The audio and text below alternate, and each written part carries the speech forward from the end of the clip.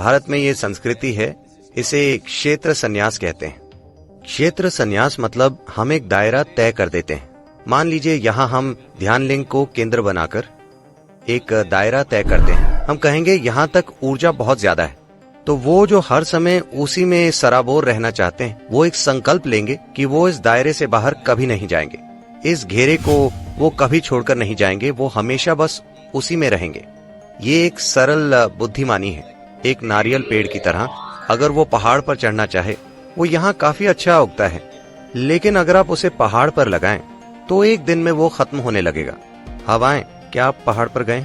अगर आप 7वें पहाड़ पर जाएं तो लगभग हर मौसम में हवाएं कम से कम 50 से 60 किलोमीटर की रफ्तार से आती हैं। हवाओं के मौसम में ये 120 से 140 किलोमीटर प्रति घंटा हो जाती है। अगर आप वहां खड़े हो तो ये आपको कहीं फेंक देगी, ये इतनी शक्तिशाली है। तो अगर ये वहां जाकर खड़ा होता है तो ये 1 घंटा भी नहीं टिकेगा, तो इसका यहाँ रहना बेहतर है। लेकिन पेड़ स्थिर होते हैं, हम चलते फिरते हैं। हमारे लिए एक बाहरी वातावरण बनाना जो हमेशा मददगार हो मुश्किल है। तो कुछ लोग ये कदम उठाते हैं जिसे एक क्षेत्र संन्यास कहते हैं। वो उस स्थान से बाहर नहीं जाएंगे, वो एक घेरा तय कर लेते हैं और बस वहीं रहते हैं। तो क्योंकि आप उस बाहरी वातावरण को सोखना चाहते हैं, लेकिन भीतरी वातावरण सबसे महत्वपूर्ण है एक इंसान के लिए। यानी वो अपनी भीतरी जगह कैसे रखता है, मतलब वो अपने आसपास एक कवच बनाता है।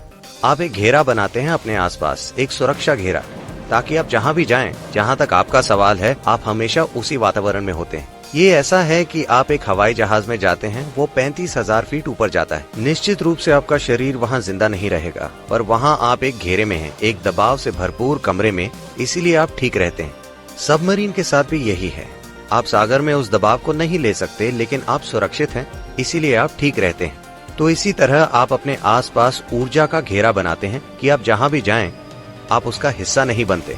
आप अपने ही घेरे में होते हैं जिसके साथ आप चलते हैं। आप अपना कक्ष साथ लेकर चलते हैं। आप किसी की जगह में नहीं घुसते, आप अपनी छोटी सी जगह साथ लेकर चलते हैं जहाँ भी आप जाते हैं, वरना आप खुद पर सीमाएं डाल देते हैं। लेकिन महत्वपूर्ण चीज ये है कि सभी चक्रों के सक्रिय होने का मतलब है आप आसानी से जो चाहें किसी को सौंप सकते हैं। समस्या हमेशा ग्रहणशीलता की होती है। मैं ये कहता रहा हूँ, मैंने ध्यानमयता में ऐसे लोगों को दीक्षा ज्यादा दी है जिन्हें मैं कभी नहीं मिला या देखा, उन लोगों की तुलना में जिनके साथ मैं बैठता हूँ और कार्यक्रम संचालित करता हूँ। हमने कार्यक्रम ज्यादा से ज्यादा कुछ करोड़ लोगों के लिए संचालित किए हैं, लेकिन हमने उससे कहीं ज्यादा लोगों को दीक्षित किया है। वो ध्यानमय हैं, पर कई मूर्खों को ये नहीं पता कि वो ध्यान कर सकते हैं। जब वो बैठते हैं ध्यान के लिए नहीं, उन्हें ये भी नहीं पता कि उन्हें ध्यान करना चाहिए। अगर वो कहीं बैठते हैं तो उनका हर चीज का अनुभव दूसरों से कहीं बेहतर होता है, पर उनमें से कई लोगों में इतना दिमाग नहीं है कि समझ पाएं कि वो स्वाभाविक रूप से ध्यानमयी हो रहे हैं, बिना किसी कोशिश के। किसी तरह से वो बैठ पाते हैं, अन्य लोग नहीं बैठ पाते, लेकिन उनका जीवन का अनुभव दूसरों से कहीं बेहतर है क्योंकि वो ध्यानमयी है और उन्हें सीधा दीक्षा मिली है।